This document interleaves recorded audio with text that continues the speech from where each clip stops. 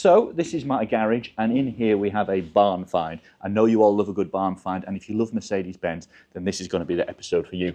For years, unfortunately, this 1990s SL500, that's right, that's a 5-litre V8 in there, convertible, R129, has been looking quite sorry for itself. It doesn't run, the tyres are flat, the interior is very, very mouldy, and of course, naturally over the years, piles of rubbish have just found themselves on top of the car. So I think it's time to drag this car out, clean off that interior, because believe me, it is disgusting in there. We might even try and make this car run today, and then of course, we're going to put it on a trailer and take it down to a Mercedes specialist and get them to bring it back to its former glory. First of all, this could be a nice car. Underneath that dust, it's like an inky blue, and the interior is full blue leather. So I really want to get this car back on the road. I think it'll look fantastic when it's finished. But the other thing is, behind the camera, you can't see it at the moment, is our 500 SL, slightly earlier, also an R129, and that car is nice. So I think this car doesn't really deserve to be in here, but that car does. So it's time to try and swap them over. What else is there in the garage to show you first? All sorts of random tat that I've gathered over the years. This is a bit off my W220 S-Class.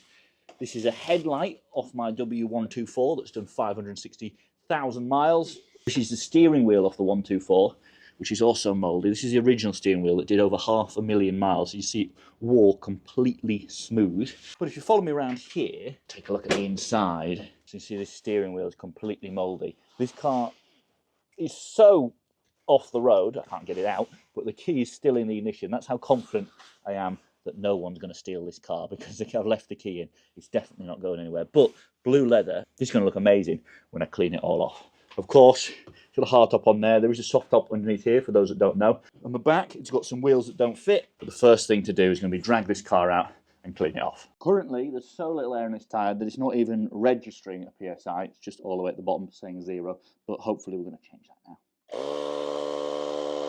We managed to get the car out. It's looking pretty sorry for itself out here in the daylight. But let's take a look at what makes this car so special. It's the engine. So that is a 5-litre V8 from the 90s, producing over 300 brake horsepower, which was a lot now, never mind back in 1990. So that's what makes this car worth saving, I think. But if you take a look around it, you know, we've got cobwebs, spider poo, literally snails living on it. Round here we've got some unfortunate badging that also needs to be sorted out. This is actually an SL 500, not a 500 SL, because it's a later sort of mid-facelift when they changed the naming, and it's not an AMG, and that AMG badge is far too modern and completely in the wrong place. So we need to sort that out as well. But look at the state around here. That's not bird poo, that's spider poo. Over the years, all the spiders that have relieved themselves and also lived on this vehicle. It's a bit of a biohazard in there. Mould all over the steering wheel. I don't really want to touch it. I've got the trusty Topaz leather cleaner. Obviously, I will be doing a proper job on this car, probably in quite a few weeks when the car's ready and running. But for now, we're just going to give the steering wheel a quick once over. So next step, I might give the car a wash. You can see this window's not closing properly. If I can find a way of getting it closed quickly or taping it up, then I will rinse it off. Maybe put a bit of snow foam on it just to make it look less disastrous than it is. Then after that, we're going to try and start it up. And believe me, that's going to be an adventure, because this car is not working well. So before we go any further and find out if we can start that Mercedes SL, let me show you something that might be able to help you if you cannot start your car. This is an onboard diagnostics tool. In fact, this is the Carly OBD2 scanner. I'm here with a Bentley, but I would argue that this is the Rolls-Royce of OBD2 scanners. Let me show you what I'm talking about. So for those that don't know, onboard diagnostics is a feature on pretty much all modern cars that allows you to plug straight into it and find out what is wrong with your car. This is exactly what your mechanic would do if there was an engine warning light that came up on your dash and you went to give them a visit. Except now, with Carly, you can save money and you can do it at home and find out what's wrong with your car, if anything, before even having to pay a trip to the mechanics. So the Carly OBD2 scanner is really easy to use. I plug it into the car and then it connects via Bluetooth to my mobile phone and gives me this dashboard that allows me to have complete control over the car. See everything that's wrong with it, see if it's got any mileage discrepancies even, which is really handy if you're going to buy a used car, to make sure there's nothing dodgy about it. I've just run a quick systems check on the Bentayga. It's a 2024 car, it's pretty much brand new. As expected, everything is green. There is nothing wrong with this car, which is very reassuring. However, that's not what I want to show you. I want to show you the coding options on this car. So one of the really big features of the Carly is customization. And these are all the modules in the car that I can access and change features on. There are loads of options on here. Things like when you turn the car on, you can program it so the needles on the dash sweep up and down. Very nice touch. But also things like you can disable the seatbelt warning and even the pesky speeding warning. I don't condone either of those things, but should you wish to, they can both also be disabled here within the Carly. But the really good thing is this isn't actually my car. Carly saves all the settings on the ECU before you make any changes to make sure that you can restore them back with one press of a button, so you literally can't do anything wrong. It's completely foolproof and perfect for people that don't really know what they're doing but do want to play around with the settings on the car. Obviously every car is different. BMWs have loads of customization options on them, so really good one if you've got a BMW to get a Carly. My R8 here had a whole host of different options to the Bentley. For instance, I could even change the duration of the headlight washer spray, just crazy options. But if you want to get yourself one of these Carlies, and I highly recommend that you do, I want you to save 15% off using code BHP15. Link is down in the description of the video. Definitely treat your car to one of these OBD2 scanners. You will not regret it. So I actually managed to get the window most of the way closed. I think there's an issue with the regulator. Maybe the teeth are worn off, so it won't close all the way. It left a little gap at the top, so I've taped that up to stop water getting in because I'm going to wash this car now. It's completely filthy. I can't send it to the mechanics looking like this. So we're going to give it a quick blast off, and hopefully it's going to be looking like something that is worth saving, not like something that deserves to go to the scrap heap. So you can probably see it's actually cleaned up miraculously well, not to say that there aren't still quite a few marks and dents on this car. We've got scuffs here, we've got where someone in more than one place has polished through the paint, so obviously they didn't really know what they were doing.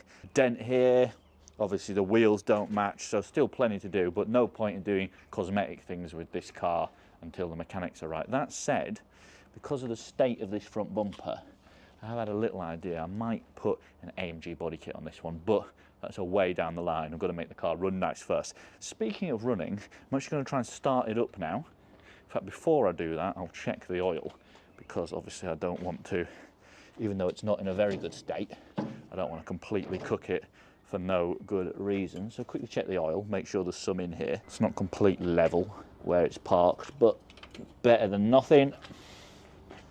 Okay, I think we're ready to go. I've got no idea how much petrol's in this car. I do have a little jerry can there. One thing I should say, the reason this car's been parked up for so long is for some reason the power doesn't get from the battery. You put a new battery in it, you charge it up, you try and jump start it, nothing makes power go from the battery to the rest of the car. So I've done something a little bit unusual down here. Probably don't try this at home. So I've got my jump pack here. This is a Nocco. These things are absolutely fantastic. If everyone had one of these, I actually think that the AA will go out of business. I've started cars in excess of 6 litres with this little jump pack several times over. The battery lasts forever. It is brilliant. So I'm going to try and start this car now. And as mentioned, the battery, that end's not working, so I need to find a way around that. So, you might not know, and probably don't try this at home, there's actually a positive underneath the carpet in the footwell of the R129.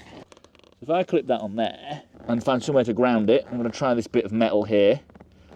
First of all, I've got to turn it on. Put it into boost mode because this thing is completely dead. We might get some sparks here, so stand back. Okay, so there we go. The car has sprung into life. As mentioned, this is a little bit sketchy. Probably don't try this at home. So this car's not started up in years, and I don't know how old the fuel is, but I figure it's not working, so what is there to lose? So let's try firing it up.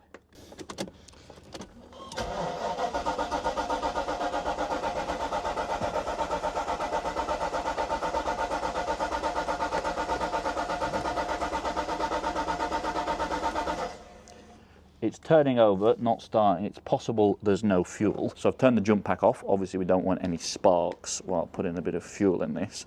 This is not the jerry can of hope. It's literally just a jerry can. Okay, I think that's enough. I've got to leave some for my lawnmower.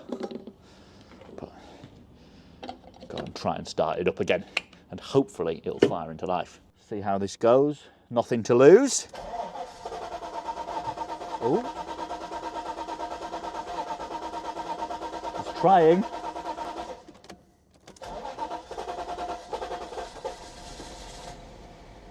There we go. We got there eventually. And you hear that 5 litre V8 fire into life and die again. But it did start for a brief moment. So yeah, this car definitely needs to go down to the Mercedes specialist to have a thorough going over, because it's not just the electrical issues. Obviously, you know, the engine needs a very good service. The roof doesn't close properly. I suspect the roof doesn't work. It's got hydraulic suspension. No idea if that works. Probably doesn't. You can see this door card's off because of the issue with the window. So this car needs a good going over. But I actually think, fingers crossed, we might have a very nice car at the end of this. Now the car's out in the open, we can get a proper look at the condition. As you can see, the wheels do not match. I think that rear wheel is off a W124. Doesn't really fit at all, and the front wheel is probably going flat again, but the colour is nice. Big thank you to my friends Charles Gates Racing for lending me the trailer to bring it up to here. Auto Class in Milton Keynes, who are a Mercedes specialist. We've got even an SL60 hiding out back, some very cool cars here, and then my dilapidated SL500. You can see I had to tape the bonnet shut so it didn't blow open. Auto Class work on Mercedes and AMGs of all ages. This A35's just had a full engine rebuild, and this SL55, quite similar to my Brabus, is currently having a service. But this car here, this 124, is a very special project. I can't tell you too much about it now, but you will see more of this car in a later video. Out back at Auto Class, we've got some more nice Mercedes, and then this is waiting to be diagnosed. The guys here, I'm leaving it in their safe hands to work out everything that's wrong with this car and give me a big, long price list on how we're going to put it back on the road. But hopefully you enjoyed this video, pulling the barn find SL500 out of the garage, and next episode we'll fix it.